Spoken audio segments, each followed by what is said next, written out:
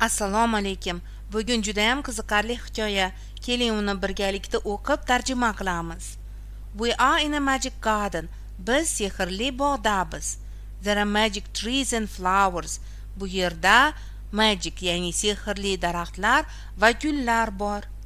If you watch closely degani yaqindan. Agarda siz yaqindan qarasangiz and don't speak va gaplashmasangiz, you can see small windows. Siz kichkina oynalarni and doors on a tree va o'sha daraxtda kichik eshiklarni ko'rishingiz mumkin. Who lives in a small houses? Kim shu kichkina uyda yashaydi? I asked the bird, but the bird doesn't answer. Man qushdan so'rayapman, lekin qush javob bergani yo'q. It sings, u kuylamoqda. A beautiful song, chiroyli qo'shiqni. I sit and listen to it va man o'tirib uni eshitmoqdaman. At night there are more doors and windows. Tunda esa more degani ko'proq, oynalar va eshiklar demak ko'proqdir. I want to see the rooms. Man xonalarni ko'rmoqchiman. I must speak to a person who lives in those houses. Man o'sha xonalarda, uylarda yashaydigan inson bilan gaplashishim kerak. One door opens. Bitta eshik ochilmoqda. I come in the house va man o'sha uyga kiryapman.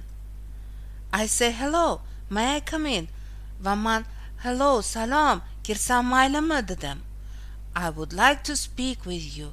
Va man siz bilan gaplashmoqchiman dedim. I see small fairy. Man kichkina sehrli mavjudotni ko'rdim. She has long hair. Uni sochi uzun. Beautiful eyes. Ko'zlari chiroyli. And small hands degani kichkina qo'llari bor. She reads a magic book. U sehrli kitobni o'qimoqda. I'd like to listen to what she reads. Va man uni nima o'qiyotganligini eshitmoqchiman. She reads the book and I sit on a chair to listen to her.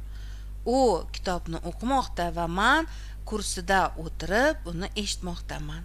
I feel my eyes close. Ko'zlarim yopilayotganini sezmoqdaman.